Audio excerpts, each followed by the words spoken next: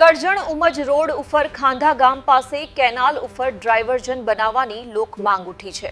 કરજણ નગરથી તાલુકાના ઉમજ ગામને જોડતા મુખ્ય માર્ગ પર કુરાઈ અને ખાંધા ગામ વચ્ચે આવેલી નર્મદા કેનાલ ઉપરનું નાળું જર્જરિત હાલતમાં પહોંચી જતા તંત્ર દ્વારા સમારકામ હાથ ધરાયું છે, જેને પગલે મોટા વાહનો માટે આ માર્ગ બંધ કરવામાં આવતા ઉમજ રૂટ સાથે જોડાયેલા આશરે 20 જેટલા ગામોને સીધી અસર પહોંચી છે।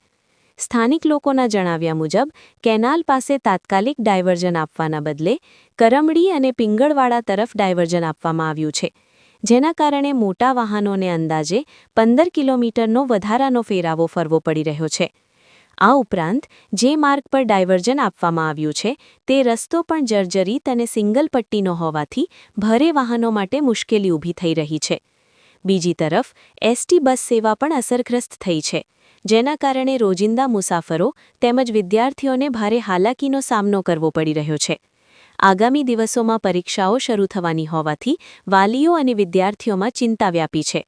સ્થાનિકોની માંગ છે કે નહેર પાસે તાત્કાલિક ડાયવર્ઝન આપવામાં આવે, જેથી એસટી બસ સેવા ફરી શરૂ થઈ શકે અને 20 જેટલા ગામોના લોકોને રાહત મળે।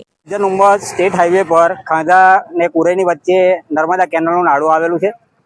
ખરેખર જે તે ડિપાર્ટમેન્ટની વિભાગને વર્ષો વર્ષ આનું ઇન્સ્પેક્શન કરવાનું હોય છે, પણ આ લોકોએ નર્મદા વિભાગ દ્વારા અચાનક કોઈ પણ મંજૂરી ડાયવર્ઝનની મંજૂરી સિવાય અચાનક ભારે વાહનો માટે આ નાળુની ઉપર બેરિકેડિંગ કરવામાં આવેલું છે, જેથી ભારે વાહનો અને ખાસ કરીને સ્કૂલના બાળકો માટે અવરજવર કરતી બસો એ તાત્કાલિક બંધ કરી દેવામાં આવી છે અને વૈકલ્પિક રૂપે પિંગળવાડા માનપુર થઈને ખાંધા અને કરમડી ખાંધાથી એક રૂટ આપવામાં આવેલો છે, પણ એ સિંગલ ગ્રામ્ય માર્ગો છે।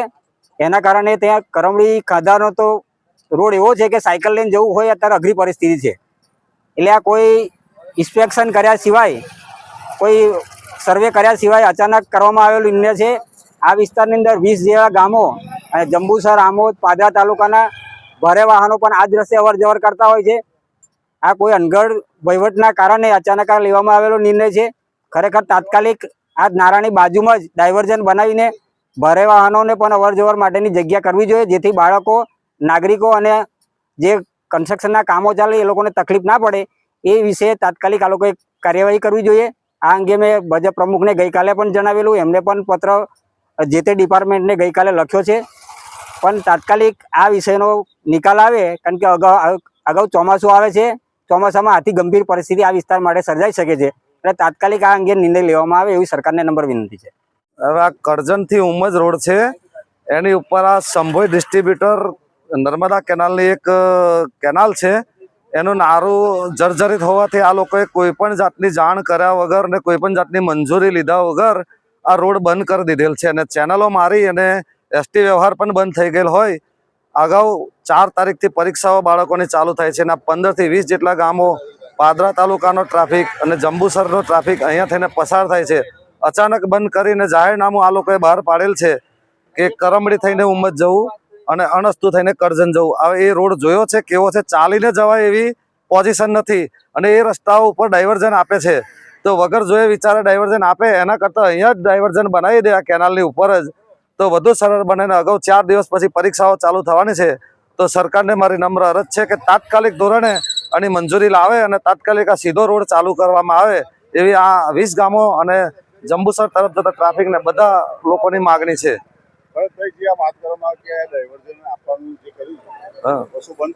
અત્યારે બંધ છે, લોકો ગરીબો ચાલીને જાય છે અને ડાયવર્ઝન થી એ લોકો બસ ચાલુ કરવાનું કે તો એ શક્ય નથી, કારણ કે શિડ્યુલ બધા ખોરવાઈ જાય ને ભાડું વધી જાય, 15 કિલોમીટરનો ફેરાવો થાય બંને બાજુ, તો લોકોને મોંઘું પડે। અત્યારે લોકોની પરિસ્થિતિ કેવી છે, ગરીબોને બસની અંદર મુસાફરી કરવાની હોય એ કઈ રીતે જઈ શકશે? 20 રૂપિયામાં કરજણ જતા એના બદલે 40 રૂપિયા ભાડું થાય તો કઈ રીતે જઈ શકશે? અને આ પરીક્ષાનું તો ખાસ 4 દિવસ પછી પરીક્ષાઓ આવે છે, તો બાળકો પહોંચશે કેવી રીતે? 20 ગામના બાળકોનું ભાવિ જોખમમાં છે। પરમાર ભરતસિંહ।